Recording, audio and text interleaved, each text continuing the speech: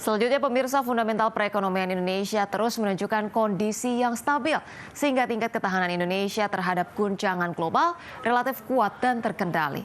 Menteri Koordinator Bidang Perekonomian menegaskan Indonesia kini masuk dalam 5 besar negara dengan pertumbuhan ekonomi tinggi di antara negara G20.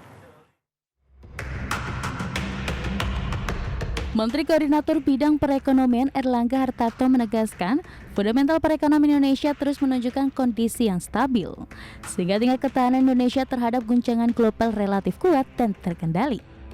Bahkan menurut Erlangga, Indonesia masuk dalam 5 besar negara dengan pertumbuhan ekonomi tinggi di antara negara G20.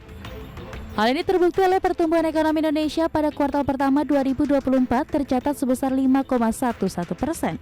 Sementara itu, lembaga internasional sendiri memproyeksikan pertumbuhan ekonomi global tahun ini hanya 3%. Hal tersebut disampaikan Menko Erlangga saat melakukan courtesy call dengan pimpinan Nikkei Inc. Daisuke Arakawa dalam rangkaian acara Nikkei Forum 29 Future Asia. Menko Erlangga juga mengungkapkan ekonomi Indonesia yang tumbuh signifikan dengan tingkat inflasi pada April 2024 tetap terjaga dalam kisaran sasaran 2,5 plus 1% yakni sebesar 3%.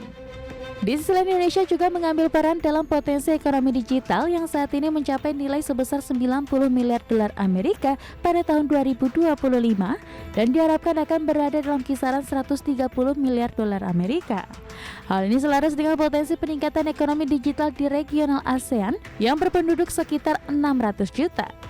Dengan implementasi Digital Economy Framework Agreement atau DEFA, nilai ekonomi digital di kawasan ASEAN pada 2030 yang semula diperkirakan oleh berbagai lembaga studi mencapai 1 triliun dolar Amerika Serikat akan meningkat hingga dapat mencapai 2 triliun dolar Amerika.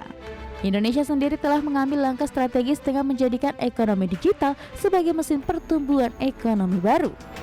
Dari Jakarta, tim liputan IDX Channel.